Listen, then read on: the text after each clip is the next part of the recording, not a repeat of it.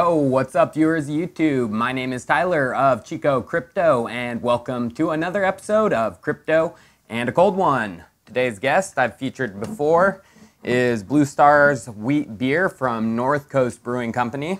It's pretty good beer. It's not going to make me have a bitter beer face. Add this to the tower. It's getting pretty big. I say the tower of this correlates to the price of Neo. So when it crashes, one Neo is hopefully going to be 1,000. So I'll hopefully give away like $1,000 to one of my viewers. So cheers to that. So big, and let me say this again, big news that we should all be aware of as crypto investors. Let me start out with what that big news is. IBM has unveiled a computer that is smaller than a grain of rock salt. The computer has the power of an x86 chip from 1990, and its transistor count is in the several 100,000 range. Not the most powerful thing in the world, but it does have its use cases. This tiny computer is going to work as a data source for the blockchain. This means it will sort provided data with artificial intelligence and can detect fraud, theft, and track shipments. This computer will cost under 10 cents to manufacture, and if everything goes IBM's way, these computers will be embedded everywhere within the next 5 years. So this is all great, but what should we as crypto investors be aware of?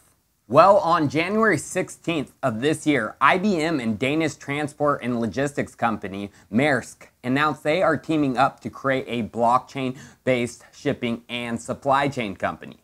The ultimate goal of this partnership is to commercialize blockchain for all aspects of the global supply chain: systems, shipping, banking, and even customs. The joint venture is hoping to start offering their software and hardware solutions by Q3 of this year. So these tiny computers are a major component to the partnership. Literally, this will go on a product all the way from the factory where the product is made into the consumer's hands. This will continually update the ledger, giving parties on both ends of the transaction up-to-date, real-time information. This is basically a 21st century tracking number. Then you combine this with Watson AI-powered logistics, and here's the big news: Stellar's financial networks. You get a supplier's basically wet dream. The tiny computers will be used for shipping goods from the source to the end user, relaying information to the ledger along the way. The only missing piece of the puzzle is cross-border payments and, customs, and issuing custom assets. And guess what cryptocurrency has a partnership with IBM for cross-border payments? Stellar Lumens, of course. People, we need to realize IBM will be delivering blockchain technology on multiple fronts that are interconnected. And 2018 is going to be the year the plan is started. People argue, but IBM is creating their own blockchain. Why would they need to use Stellar? Well, IBM will use Hyperledger, which they are a partner of, for shipping, tracking, and provenance. But anything that is related to finance, payments, securitization, equities, and bonds will be using the Stellar blockchain. And luckily another bit, before I finish this video, there was an AMA with the head of IBM Blockchain, Jesse Lund. He was asked, how are Stellar investors going to benefit from the IBM and Stellar partnership? He responded, and I quote, "My view of cryptocurrencies, not ICOs, is that their price is directly correlated with the utility provided by the network on which they live, i.e. its divine purpose, measured in part by the number of participants using it, and its interoperability with exchanges that support direct access to fiat networks and liquidity, like ACH to bank accounts in the US.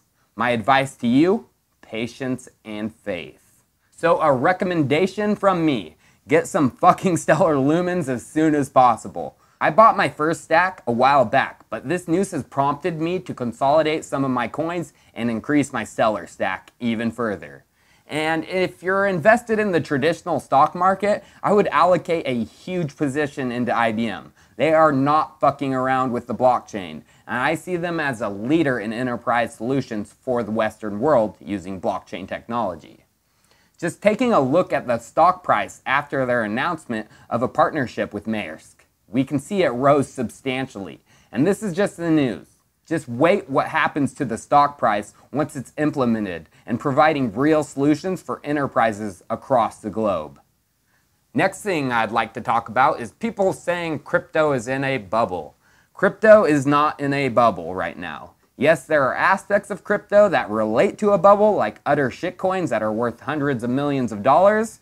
And I'll have some words for shitcoin I hate, Electroneum, in a bit. But there is another bubble going on, and it's here within the United States, is where it kind of starts.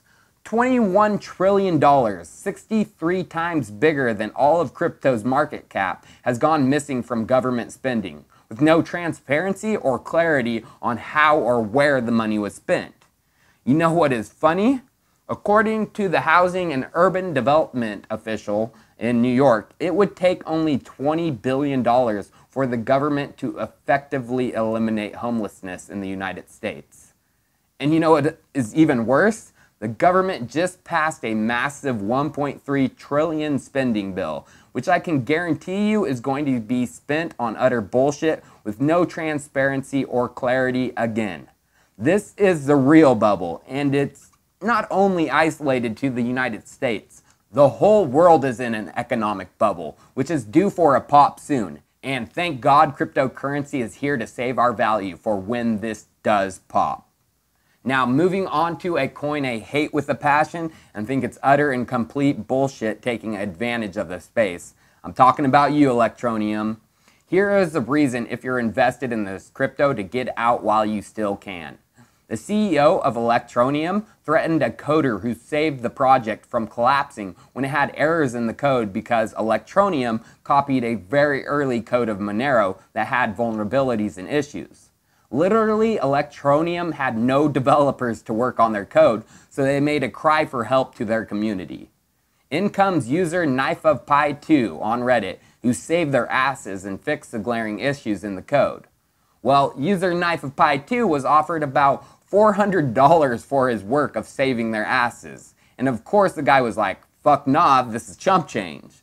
They literally lowballed the fuck out of the poor guy, and then the CEO has the audacity to say they will outsource any new work if his price is too high.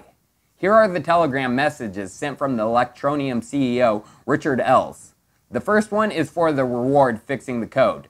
10,000 Electroneum. Nothing. The next one is of them threatening to outsource his work if the price is too high. Just look how scummy and unethical the CEO is acting.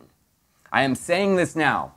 Electroneum is one of the biggest shitcoins out there right now. Now that Bconnect is gone. They call themselves the world's biggest ICO because it's a marketing company that decided to do blockchain for money, spending millions in Facebook and Twitter marketing, yet making millions more by taking money from naive new investors. They promote mobile mining, which is horseshit. It's them just giving you coins and your phone pretending it is mining them. All it is just a clever marketing scam built by a marketing company. Nothing more. Well, viewers, thanks for taking the time to watch this episode of Crypto in a Cold One. I really need to get to the store and get some new cold ones, so leave me some recommendations in the comments, especially the nasty beers, because I know how much you guys like seeing my bitter beer face. Well, cheers, viewers, and as always, I'll see you tomorrow. Peace.